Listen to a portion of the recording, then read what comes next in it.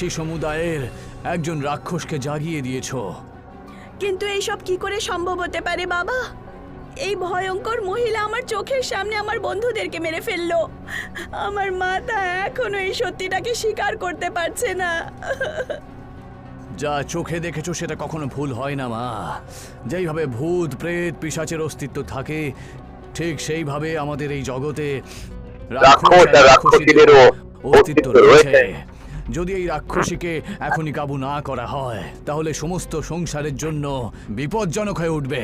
আমি দেখেছি আমার টিমের সমস্ত মজদুরের চেহারার মাংস হঠাৎ করে চলে যায়, আর ওরা সবাই কঙ্কালে পরিবর্তিত হয়।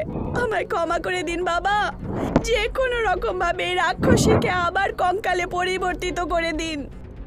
সাধু চোখ বন্ধ করে মন্ত্র পড়তে শুরু করেন। হঠাৎ করে রাক্ষসী সাধুর দিকে তাকিয়ে ক্রোধিত অবস্থায় বলে ওঠে, এখান থেকে চলে যা সাধু, তুই